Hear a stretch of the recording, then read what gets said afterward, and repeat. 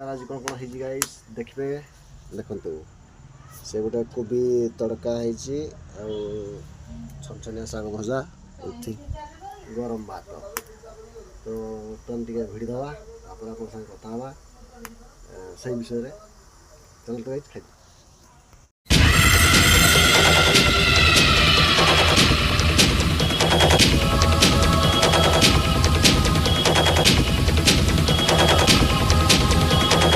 खाई good morning आपण मानकु Odisha all of Odisha my friends मु जिलु स्वागत जनाऊँ आपण मानकु एक नुआ वीडियो रे नुआ डेली ब्लॉग रे। तो आज गाइज वर्तमान टाइम है 7:30। तो बर्तमान आम आज बाहर कौटी ना ड्यूटी आमर ए पाखे 5 किलोमीटर हम ब्राह्मण बिल।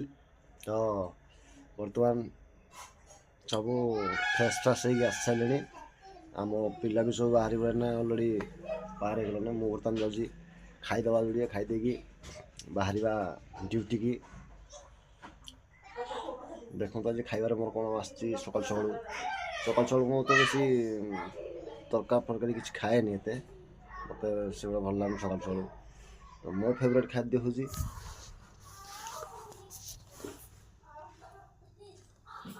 बैगण पोड़ा को टमाटर पोड़ा ताको पुणी चकटी दे धनिया पत्र टे पकई देना पूरा माने माने मस्त एकदम खाई पूरा फिनिश करदेवार अच्छी। तो तापर आम 2 मिनट ठिया पलैबार अच्छे ड्यूटी। तो आज जन आम खाली लोक आसार अच्छे सी आसु भारी आसला आम पलैबू ड्यूटी। तो आपन को आज गोटे इम्पोर्टाट कथा कहबार अच्छी जोटा कि ए वीडियो देखिए आपण मैंने बर्तमान खाईदबा। तो बर्तमान गाइज मु काम आसिकी घरे पहुँची गली टाइम हो गला 3टा 3टा ना 3टा ना केते हला रे सॉरी गाइज 3:10 हो गला।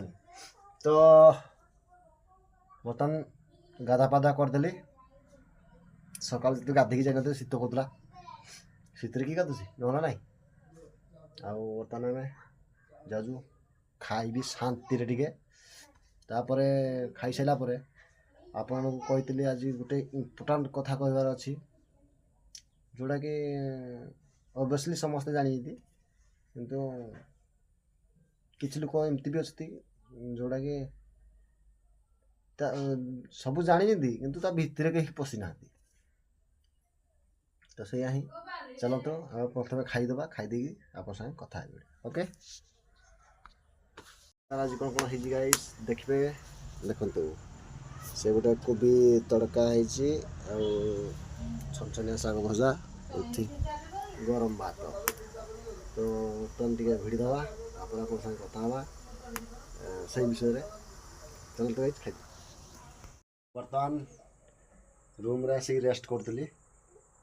तो टाइम भी हो गला पाखापाखि घंटाटे लेट हो गला 5:30 4:30 हो गला टाइम। तो बर्तमान गाई बांधिकी आसूसी जेहेतु क्षीर दुहा हो। तो मोर कहबार कथा थिला कौन कि गवर्नमेंट जो कामटा करुँच कौन ठीक काम कर भाई जदि आपण ठीक अच्छी ताले कमेंट निहाती लिखे जदि भूल कर भी हाँ कह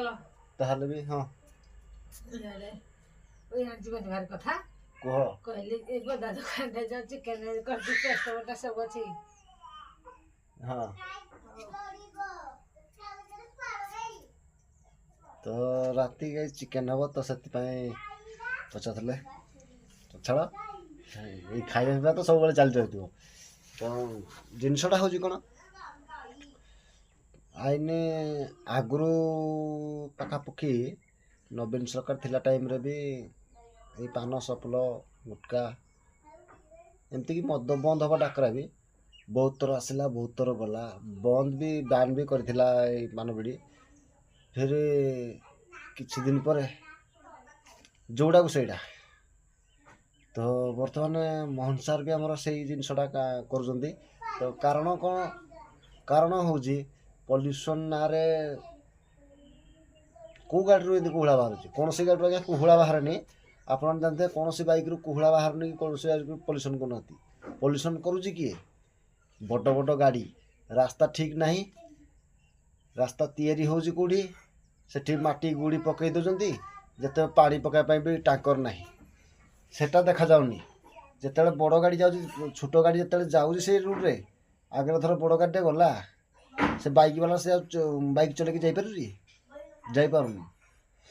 ତାପରେ ମୁରୁମ୍ ପକାଇ ଦେଉଛନ୍ତି, ବଜୁରୀ ଗେଟି ସବୁ ପକାଇ ଦେଉଛନ୍ତି। ତାପରେ କ୍ରସର ଗୁଣ୍ଡ ଆଣି ପକାଇ ଦେଲେ, ବାସ୍ ସେ ଗାଡ଼ି ଦବଡ଼ିଲା, ଗାଡ଼ି ଦବଡ଼ି ଦବଡ଼ି ଦବଡ଼ି ଦବଡ଼ି ଧୂଳି ବାହାରିଲା, ଡଷ୍ଟ ବାହାରିଲା। ସେଟା ପଲ୍ୟୁସନ୍ ହେଉନି? ସେଟା ବି ପଲ୍ୟୁସନ୍ ହେଉଛି, କିନ୍ତୁ ସେଟା ଦେଖାଯାଉନି। କାହିଁକି ନା ସେଟା ହେଉଛି ଗଭର୍ଣ୍ଣମେଣ୍ଟ କାମ, ସେଠୁ ପଇସା ମିଳିପାରିବନି, ସେଠୁ ପଇସା ଖାଇପାରିବେ। କିନ୍ତୁ ବାଇକ୍ ନାଁରେ ପଲ୍ୟୁସନ୍, ପଇସା ଫାଇନ୍ ଦିଅ, ସେଠୁ ଯାହା ଫାଇନ୍ ଆସିବ ସୁଭଦ୍ରା ପଇସା ଦେଇଦେବେ। ତ ହେଟା ତ ଗଲା। ବର୍ତ୍ତମାନ ପାନ ବିଡ଼ି ଉପରକୁ ଆସିଲା ହାରି। ଆପଣମାନେ ମୁଁ ଦେଖୁଥିଲି ସବୁ ଏସବୁ ଜିନିଷ ଯେତେ ଭିଜୁଆଲାଇଜ୍ ନିଜେ କରୁଛି। ମୁଁ ସେଦିନ ବାହାଘର ଯାଇଥିଲି, ସେଇ ରାସ୍ତା କାମ ଚାଲିଛି ଆମର ତାଳଚେର ରୁଟ୍ଟା, ସେମ୍ ଜିନିଷ, ଷ୍ଟୋରି ସେମ୍। ପଲ୍ୟୁସନ୍ ସେଠି ହେଉଛି, ଏଠି ପଲ୍ୟୁସନ୍ ହେଉନି। ତ ଆଉ ଗୋଟେ ଜିନିଷ ହେଲା, ଗଭର୍ଣ୍ଣମେଣ୍ଟ ଧରି ପକାଉଛି କ'ଣ, ଆମ ଛୋଟପଟିଆ ଦୋକାନ ଦେଇଛି ସବୁ କି ବଡ଼ ଦୋକାନ ଦେଇଥାନ୍ତୁ, ସିଏ ବେପାର କରିବା ପାଇଁ ଇନଭେଷ୍ଟ କରିଛନ୍ତି, ଜିନିଷ ଆଣିଛନ୍ତି, ତାକୁ ବିକିବାକୁ ସେ ପଡ଼ିବ ବାଧ୍ୟତା କର। ଗଭର୍ଣ୍ଣମେଣ୍ଟ ବ୍ୟାନ୍ କରୁଛି। କାହାକୁ ବ୍ୟାନ୍ କରୁଛି? ପାନ ବିଡ଼ି ସିଗାରେଟ୍ ଯେଉଁ ଜିନିଷଟା କେଉଁଠି ବ୍ୟାନ୍ କରିବ? ବ୍ୟାନ୍ଟା କେଉଁଠି ଲଗାଇବା ଦରକାର? ଯେଉଁଠୁ ମୁଞ୍ଜିଟା ଯିଏ ରୁଇଛି ସେ ମୁଞ୍ଜିଟା ଖୋଳିକି ବାହାର କରିଦିଅ ନା। ଗଛର ଫଳଟା କ'ଣ ଧରିବା ପାଇଁ ଚେଷ୍ଟା କରୁଛନ୍ତି? ମୁଞ୍ଜିଟା ଯଦି ଖୋଳିକି ବାହାର କରିଦେବେ, ସେ ଗଛ ରହିବନି, ଫଳ ବି ରହିବନି। ବୁଝିଲେ ନା? ଆପଣ ମୁଞ୍ଜି ଖୋଳିବା ପାଇଁ ଚାହୁଁନାହାନ୍ତି, ଆପଣ ଡାଇରେକ୍ଟ କହୁଛନ୍ତି ଆମେ ମୁଞ୍ଜି ନାଁରେ ଫଳମାନଙ୍କୁ ତୋଳି ଖାଇଦେବୁ। ଯେଉଁମାନେ ପବ୍ଲିକ୍ ସେମାନେ ତାମାନେ ଭକୁଆ ଚୁଟିଆ ବନିଗଲେ ସବୁ, ଏଇଆ ନା। ମୁଁ ପାନ ବିଡ଼ି ଖାଏନି, କିନ୍ତୁ ଯେଉଁ ନ୍ୟୁଜ୍ ଚାଲିଛି ବର୍ତ୍ତମାନ ଯେ ପାନ ଗୁଟଖା ସବୁ ବ୍ୟାନ୍ ହେଇଗଲା। ଯଦି ଦମ୍ ଅଛି ସମ୍ପୂର୍ଣ୍ଣ ବ୍ୟାନ୍ କରନ୍ତୁ। ମାର୍କେଟରେ ସବୁଆଡ଼େ ମିଳୁଛି, ଫ୍ୟାକ୍ଟ୍ରି ମାଲ୍ ଆସୁଛି। ଫ୍ୟାକ୍ଟ୍ରି ମାଲ୍ ଆସୁଛି କେମିତି? ଦୋକାନୀ ପାଖକୁ ଆସିଲା କେଉଁଠୁ? ଫ୍ୟାକ୍ଟ୍ରିରୁ ଆସିଲା ନା। ଫ୍ୟାକ୍ଟ୍ରି ବାଲାକୁ ତ ଏପର୍ଯ୍ୟନ୍ତ ବ୍ୟାନ୍ ଅର୍ଡ଼ର ମିଳିନି। ତାପରେ ବି ଯେଉଁଟା 5 ଟଙ୍କା ଜିନିଷଟା ବର୍ତ୍ତମାନ ହେଇଗଲାଣି 10 ଟଙ୍କା। এটা ଆପଣ ସବୁ ଠିକ୍ କରିବେ, କିନ୍ତୁ ଫାଇନ୍ ଆଦାୟ କରିବାର ଯେଉଁ ତରକିବଟା ଆପଣମାନେ ବାହାର କରିଛନ୍ତି ନା, ଲୋକମାନଙ୍କୁ ଭକୁଆ ବନେଇ ଦେଉଛନ୍ତି। ସତ କହିକି ନେଉନାହାନ୍ତି, ସତ କହିଦିଅନ୍ତୁ, ପୁରା ଖୋଲିକି ସତ କଥା କହିଦିଅନ୍ତୁ ଯେ ଏଇଆ କାମ କରିବା ପାଇଁ ମୁଁ ଏଠିରେ ଟିକସ ନେଲି ବା ସେଠିରେ ଫାଇନ୍ ନେଇକି ମୁଁ ଟ୍ୟାକ୍ସ ବଢ଼େଇକି କାମ ବେପାର କରୁଛି। ସେଇଟା କରୁନାହାନ୍ତି, ରାଜନୀତି କରୁଛନ୍ତି। ଠିକ୍ ଅଛି, ବେପାର କଲା ଭଳିଆ ରାଜନୀତି କ'ଣ ପାଇଁ କରୁଛନ୍ତି? ଲୋକମାନଙ୍କୁ ଚୁତିଆ ବନେଇ ଦେଉଛନ୍ତି ଆପଣମାନେ। ଯଦି ମୋ ଭିଡ଼ିଓଟି ଆପଣମାନଙ୍କ ପାଖକୁ ପହଞ୍ଚି ପାରୁଛି ତ ଆପଣମାନେ ନିହାତି ଭିଡ଼ିଓଟିକି ପ୍ରଥମେ ଦେଖନ୍ତୁ।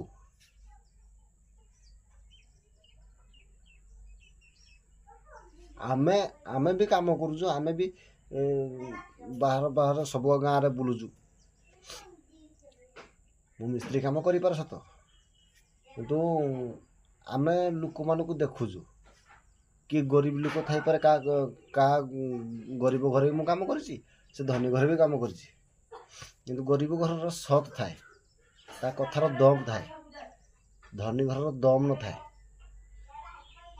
ମିଡ଼ିଲ୍ କ୍ଲାସ୍ ଲୋକର କଥାର ମୂଲ୍ୟ ବି ରହେ, ତା ଟେକ ଅଛି, କିନ୍ତୁ ଧନୀ ଘର ଟେକ ରହେନି।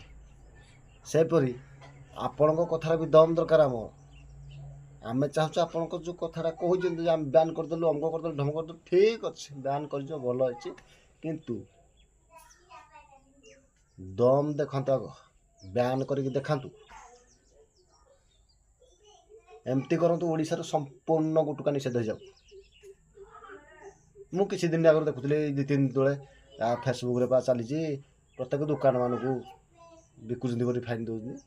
କାହିଁକି ଦୋକାନୀମାନେ କାହିଁକି ଧରୁଛନ୍ତି? ଆପଣ ଯଦି ବନ୍ଦ କରିବାର ଯାଇନା ଫ୍ୟାକ୍ଟ୍ରି ବନ୍ଦ କରୁନାହାନ୍ତି, ସିଲ୍ ମାରିଦିଅନ୍ତୁ ନା। ହାଇକୋର୍ଟ ଅର୍ଡ଼ର ଦେଇଦେଲେ ଆମେ ସିଲ୍ ମାରିଦେଉଛୁ ଏଇ ଫ୍ୟାକ୍ଟ୍ରି ସଲା। ସେତିକ କରିବେନି, ସେକୁଟୁ ଛାଡ଼ିବେ ଏକୁଟୁ ଲୁଟିବେ। ବଢ଼ିଆ ଆଉ।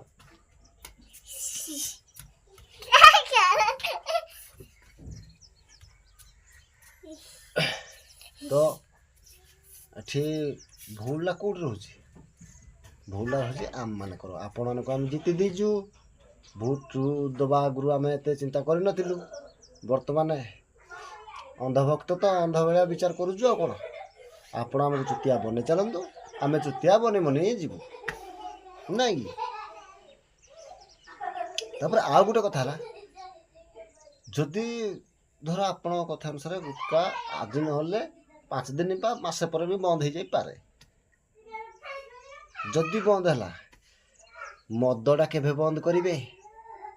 ଦେଶୀ ଭାଟି ବସୁଛି, ପ୍ରତ୍ୟେକ ଘରେ ମଦ ରୋଷେଇ ହେଉଛି। ଏକେଟେ ଲାଇସେନ୍ସ ଦେବା ପାଇଁ ଗଭର୍ଣ୍ଣମେଣ୍ଟ ପୁରା ଉତ୍ତେଜିତ ହେଇକି ରହୁଛି। ଲାଇସେନ୍ସ ନେଇଗଲା, ଏତିକି ପଇସା ନେଇଗଲା, ଲାଇସେନ୍ସ ନେଇଯାଅ, ମଦ ବିକି ଚାଲ। ଏପଟେ କାନୁନ ଆଇନ କି ଧରିକି ଯାହା ଘରେ ମଦ ବାହାରିଲା ତାକୁ ରେଡ଼ କରି ଚାଲ। ଆରେ ଭାଇ, ଗାତ ଖୋଳୁଛ ତମେ, ଗାତରେ ପକଉଛ ବି ତମେ। ମଝିରେ ଯେଉଁ ପଇସା ଖେଳଟା ହେଉଛି ସେଇଟାକୁ ଲୁଟିବା ପାଇଁ, ଆଉ କିଛି ହିଁ ନାହିଁ। ତ ଛାଡ଼, ମୁଁ ବି ଏତେ ଗପିଲେ ଆପଣମାନେ ବି ଗାଇଜ ଦିମାଗ ଖରାପ ହେଇଯିବ। ତ ଆପଣ ଟିକେ ଚିନ୍ତା କରନ୍ତୁ।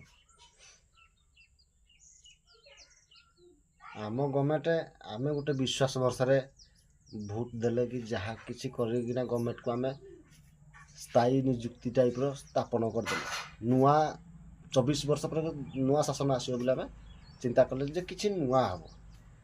କିନ୍ତୁ ଏଠି ନୂଆ କ'ଣ? ଏଠି ଖାଲି ଲୁଟି ହେଲା। ଆଉ କିଛି ନୂଆ ନାହିଁ, ଖାଲି ଲୁଟି ହେଲା। ଯିଏ ଖାଇଲା ମଲା, ଯିଏ ନ ଖାଇଲା ବି ମଲା, ଯିଏ ଦେଖିଲା ମଲା, ଯିଏ କହିଲା ବି ମଲା। ତ ଏହା ହିଁ ଗାଇଜ। ଆଉ ଭିଡ଼ିଓ ଟିକେ ବେଶୀ ଲମ୍ବା କରିବିନି, ଯେହେତୁ ଟିକେ ରେଷ୍ଟ କରିବାର ଅଛି। ଡ୍ୟୁଟିରୁ ଆସିଛି, ବହୁତ ବାଧା ହେଉଛି। ତ ଭିଡ଼ିଓ ଟିକେ ଗାଇଜ ଭୟଙ୍କର ସେୟାର କର, କମେଣ୍ଟ କର। ଯଦି ଭିଡ଼ିଓଟି ଭଲ ଲାଗୁଛି ଲାଇକ୍ ସେୟାର ଗୋଟେ କମେଣ୍ଟ କରନ୍ତୁ। କମେଣ୍ଟରେ ଜଣାନ୍ତୁ କେମିତି ଲାଗିଲା। ଏହିପରି ଆପଣଙ୍କୁ ଆହୁରି ଭଲ ଭଲ ଡେଲି ବ୍ଲଗ୍ରେ ଆପଣଙ୍କୁ ଡେଲି ମିଟଅପ୍ କରି ଡେଲି, ଏଟା ମୋ ପ୍ରମିସ୍। ତଥାପି ମଝିରେ ଘୋଷ୍ଟ ବ୍ଲଗ୍ ବନା ହେଉଥିଲା ଆମର 2ଟା ଏପିସୋଡ଼ ନା ଯୋଡ଼େ ଏପିସୋଡ଼ ହେଇଛି ଘୋଷ୍ଟ ବ୍ଲଗ୍। ତ ଆଉ ଗୋଟେ ହେବାର ଥିଲା ବି, ଯେହେତୁ ଏଇ ଶୀତ ଯୋଗୁଁ ଆମେ ଯାଇପାରୁନାହିଁ। ସରି ଗାଇଜ। ଭିଡ଼ିଓଟି ଭୟଙ୍କର ଭାବରେ ସବସ୍କ୍ରାଇବ୍ କରନ୍ତୁ। ସବସ୍କ୍ରାଇବ୍ ଆଜ୍ଞା ପଇସା ପଡ଼ିବନି, ଖାଲି ଗୋଟେ ସୁଇଚ୍ ଆପଣ ଚିପି ଦେବେ, ବାସ୍ ଆମେ ପାଇବୁ। ଯାହା ବି ମିଳିବ ଭଗବାନ ଆସନ୍ତି। ତ ଆପଣଙ୍କ ଉପରେ ନିର୍ଭର ଆମର ପେଟ ପାଟଣା। ଦୟାକରି ସପୋର୍ଟ କରନ୍ତୁ ଚ୍ୟାନେଲକୁ। ଭିଡ଼ିଓକୁ ଲାଇକ୍ କରନ୍ତୁ, କମେଣ୍ଟରେ ଜଣାନ୍ତୁ କେମିତି ଲାଗୁଛି ଭିଡ଼ିଓ। ତ ଏଇଆ ହିଁ। ଆଉ ଇଏ ଥିଲା ଆମ ବାରିପଟର ଦୃଶ୍ୟ। ସବୁ ଗଛ ବଡ଼ ବଡ଼ ହେଇଗଲାଣି, ଆଉ ଗାଈ ଦୁହାଁ ବି ସରିସାରିଲାଣି। ବର୍ତ୍ତମାନ କ୍ଷୀର ତତେଇକି ରଖି ଦିଆଯିବ। ତ ଗାଇଜ ଭିଡ଼ିଓଟି ଏଣ୍ଡ କରୁଛି। କାଲି ଦେଖା ହେବ ସକାଳୁ ସକାଳୁ ନେକ୍ସଟ ବ୍ଲଗ୍ରେ। ରହୁଛି ଗାଇଜ, ବାଏ।